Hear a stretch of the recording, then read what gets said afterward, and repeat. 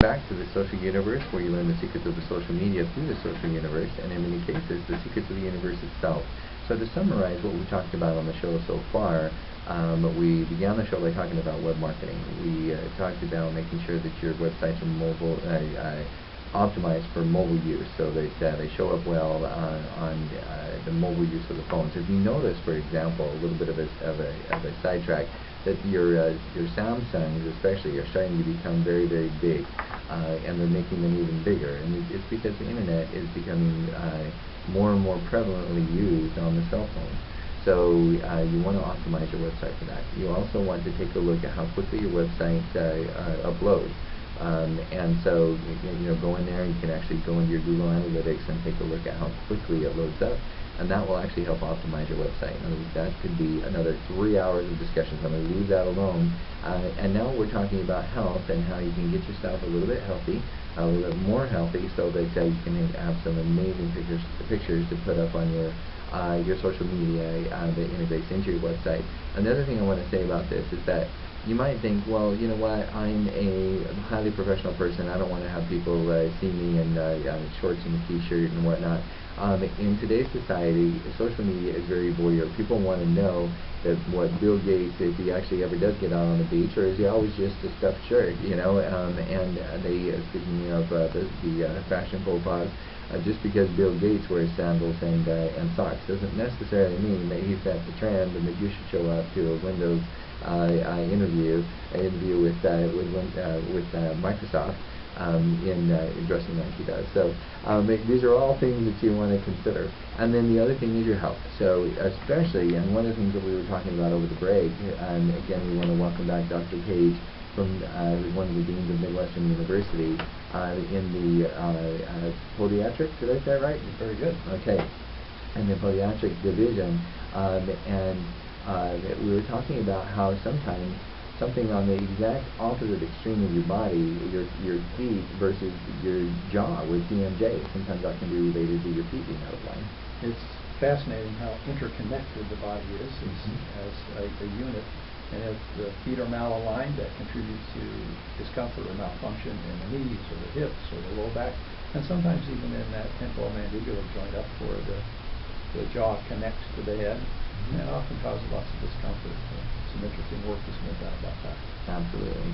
I first I had experience with TMJ when I went to England on a mission for my church, and they had muesli, which was a Swedish cold cereal. I love muesli. I still love muesli to this day. But for some reason I can't find the amazing muesli over here that they had over there, probably because it's imported to Sweden, and I'm still looking for the American version of it, and it's just not working for me. So if anybody wants to email at ifc.kwilhelm@gmail.com and give me your favorite muesli, I'll be open to it. But nonetheless, it disconnected my job partially because I was eating too much muesli, but I think what really was happening is that there was a lot of things out of line with me as a result of, like we were talking about, my feet were going out of line. I really wonder if it was related. Because it healed itself later when I got my stress will also play a role. True. In that issue. So it's important. I did find out I was grinding my teeth later. I think that was also part of it. Well, a lot of TMI here. Go ahead. Healthy lifestyles contribute in so many ways, reducing stress, which improves so many other functions in our body. And one of the parts of a healthy lifestyle is being able to be active, be on your feet. And in Arizona, we love to do things like go hiking. Absolutely. We enjoy the Grand Canyon and the many mountains that are found here. And it's important that you're well shod and that you've done warm-up hikes and those kinds of things to make sure that you don't get into trouble when you're on a long hike. So definitely we would recommend orthotics before you go out on big long hikes, and or some kind of a supplement recommended by the doctor. But what other kind of advice for types of boots, hiking boots? A guy like me that runs the mountains instead of hiking them. What kind of recommendations would you give? Well, we'll start with the kinds of shoes and then how you get them fitted. It depends on whether or not you're going to do an hour for exercise or if you're going to be hiking for several hours with a backpack on. The longer and heavier the experience, the more sturdiness you need in the shoe. So someone who's going to run for an hour and a half on the hills need a shoe that is a low top, most likely, relatively flexible, but has a gripping sole so you don't slip on those rocky trails. I did consider that last night. In the dark while I was running down, I thought, oh no, I could blow out a knee, an ankle, or anything as I'm running downhill. I came down fine. I was very grateful. It can be treacherous. Mm-hmm. And then if the longer the hike and the tougher it's going to be and the more load you're going to carry, you might consider a mid-top or a mid-level shoe with a little more support to protect the ankle. And if you're going to be on a long backpacking trip, you definitely need one of the high top boots that will have a much stiffer sole and a steel shank in there that doesn't allow it to bend as much. And in all cases, they need to be properly fitted. So folks, when they go to the store to buy hiking boots, or for that matter any kind of shoe, need to shop at the end of the day. Their feet may be a little more swollen from the accumulation of fluid from standing or walking or sitting during the day. And there should be a little space at the end of the boot for more on his toe. It doesn't, 5/8 of an inch or thumbnail width is fine. And the folks should try them on in the store, and if they're not immediately comfortable, don't expect that you'll break them in sufficiently to make them comfortable down the road. Shouldn't be embarrassing to literally run through the store if you're buying running shoes, or walk around vigorously with your hiking boots as you're trying out those things. You want to make sure that they're comfortable from the get-go.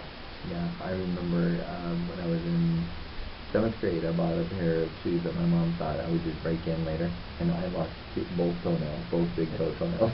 Turned black and fell off. Well, you can lose at either end. If they're too short, it will immediately impinge on the nail, but if it's too long, you'll slide into the end of the shoe as you're on the downhill and bang that nail into the shoe. So both can cause black toenails.